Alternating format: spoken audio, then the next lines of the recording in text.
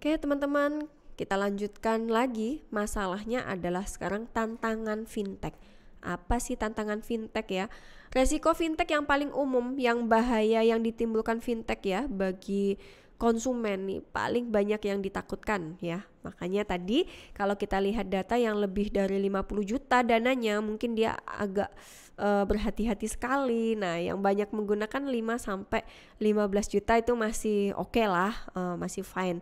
Nah, kemudian di sini bahaya yang ditimbulkan yang pertama adalah resiko pencucian uang ya, karena regulasinya masih harus diperbaiki. Takut gitu ya, masih ada ketakutan wah terjadi misalnya uangnya tiba-tiba hilang kayak gitu kan. Tetapi mungkin tetap aman ya, cuman kan shocknya ya kalau kita sebagai nasabah tiba-tiba dana kita atau saldo kita tiba-tiba ada yang ditarik sendiri atau hilang. Nah itu kemungkinan kan ada sistem yang misalnya lagi down kayak gitu, jadi itu yang kita takutkan. Kemudian yang kedua adalah peretasan daring ya, misalnya itu jadi memperoleh akses ke akun kita kayak gitu. Jadi banyak misalnya yang hacker-hacker itu kan gampang misalnya sampai bisa menggunakan akses akun kita. Makanya hati-hati sekali ya ketika email alamat email, kemudian ada passwordnya atau PIN atau ATM. Nah itu sangat berhati-hati sekali.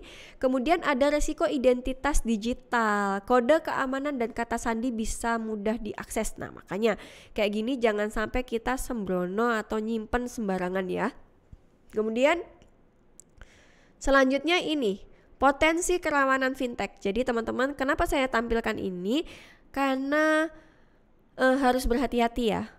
Hati-hati, kerawanan fintech itu adalah kegagalan sistem. Misalnya setengah jalan sistemnya tiba-tiba bermasalah kayak gitu. Kemudian kesalahan informasi, kemudian kesalahan transaksi juga, keamanan data pribadi juga diragukan.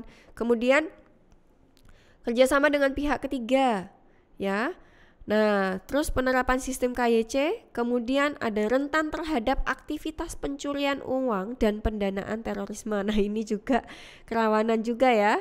Kemudian ini biasalah ada klausa khusus ya, perjanjian-perjanjian yang sebenarnya tidak dibaca detail waktu awal kita menggunakan sistem fintech tersebut. Kemudian selanjutnya kita harus kuat megang penanganan pengaduan konsumen yang mungkin masih dirasakan oleh nasabah ya. Kalau misalnya setiap nasabah atau konsumen pengguna fintech ini kan mungkin sangat berhati-hati ya ketika dia menggunakan kemudian ada masalah pengennya cepat langsung diselesaikan, tetapi kan tidak serta-merta langsung diselesaikan, butuh dicek dulu, butuh waktu kayak gitu. Biasanya kan nasabah tidak sabar maunya langsung selesai atau masalahnya terselesaikan. Jadi ini kita harus paham potensi kerawanan di fintech.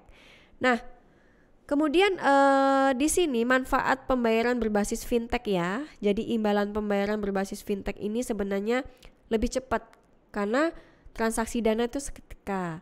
Kemudian lebih transparan. Contohnya riwayat pergerakan dana terlihat dengan jelas. Jadi kapan saya transfer dana, kapan saya mendapatkan dana, kemudian lebih aman.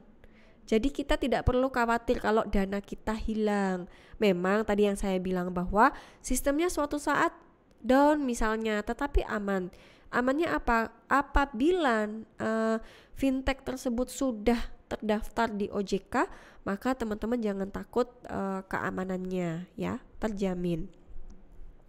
Nah ini bagaimana sih fintech ya? Fintech itu dia kedepannya dia bisa mengubah industri perbankan menjadi lebih baik karena semuanya tidak perlu antri panjang, tidak perlu banyak berhubungan face to face langsung, tetapi sudah bisa menjadi lebih baik dengan menggunakan sistem.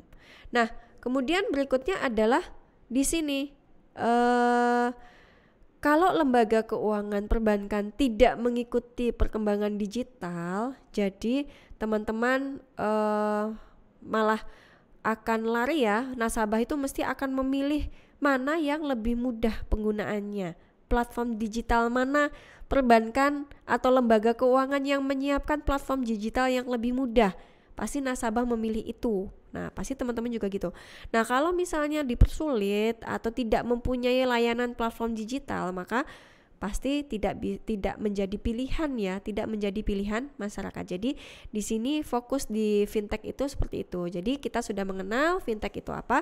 Jadi teman-teman setelah ini harus bisa memberikan contoh realnya ya, fintech apa saja yang ada di OJK. Monggo, habis ini buka websitenya OJK, lihat apa yang sudah terdaftar di OJK tentang fintech. Terima kasih. Wassalamualaikum warahmatullahi wabarakatuh.